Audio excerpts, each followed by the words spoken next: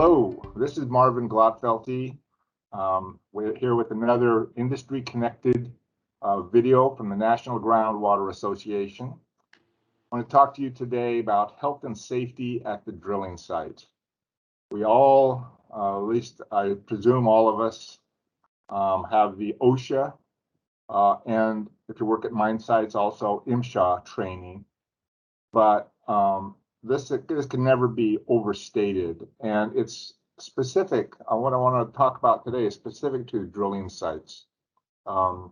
Tragically, in my area, there was recently a fatality at a drilling site, and these things are always so sad. And it just comes to mind that we need to always remain vigilant about this.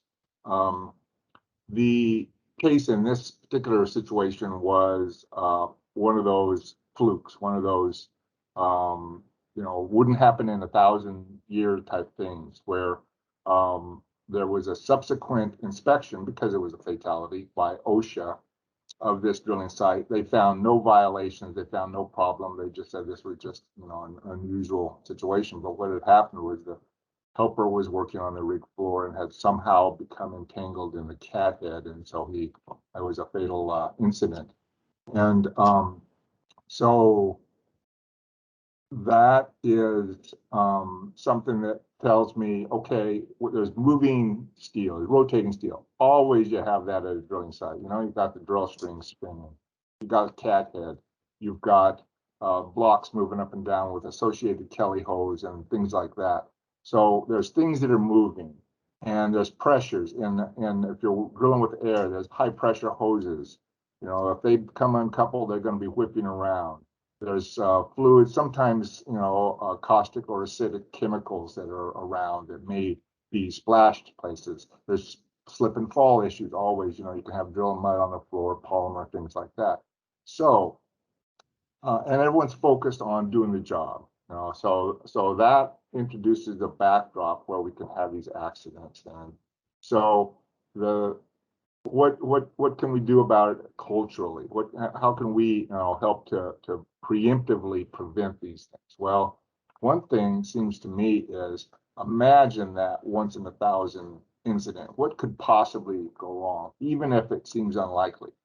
If you've got a loose strand on your shirt, could you get pulled into something? If you've got, a ZZ Top beard and could it get pulled into something? That'd be bad, but there's drillers that have that. So, and that's great, but it means you got to be careful. There's no way to have zero possibility of injury because we're working at drill rigs. Things are moving, and this is, steel that is not intending to hurt us, but that is heartless. It will do its job. It'll move from point A to point B and rotate in certain ways and all that. And therefore, if a person gets into it, there's going to be that bad injury. So we need to be mindful of that. I know that my staff is folks that are just inspecting the work, not actually doing the drilling work. And so I'm always telling them, you don't need to be in the way. If you need to look at something, go look at it. But you don't need to be up on the floor. You don't need to be at these pinch points where there's no escape route. If there's ever a hard pull or high pressure pumping for some reason, that's when you really need to be back, and you need to look at your place where you're going to run. Because if someone has something that happens and they turn around and run, and the mud pit's right there, well, they're going to run into the mud pit or run into a piece of steel or something. And so, there's always like what if type questions you need to ask yourself, and it's just a mindset. What I was noting when I was recalling injuries and some fatalities I've known over the 30-ish years I've been in this business is many of them have involved moving vehicles. Either a guy got at the wrong place between two vehicles and got crushed, or a guy fell down and the vehicle rolled over him, or some such thing like that.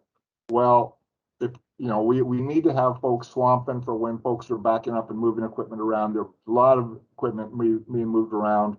There's not always a lot of wonderful rear view mirrors on a backhoe or something. So there needs to be protocol. The folks that are working around or just walking by need to get that eye contact. You need to be able to see that they're seeing you, and just stay out of the way and be mindful that that's where a lot of injuries happen. So we need to be mindful of those sorts of things. So I'm not telling you anything specific. You've heard it all before. We want to have our PPE, a hard hat, steel toes, and some work gloves, and maybe a safety vest and so on, ear protection, eye protection, all that stuff. But that's not going to necessarily save your life if you're in the wrong place at the wrong time.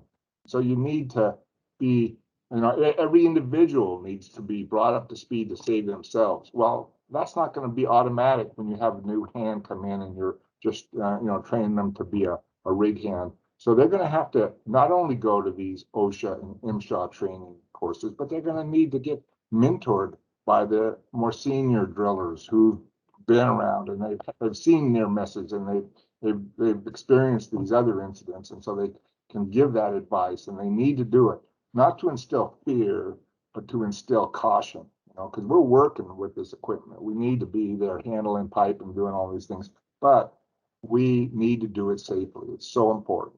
So be safe out there. And that's all I have for today. And thank you much for listening.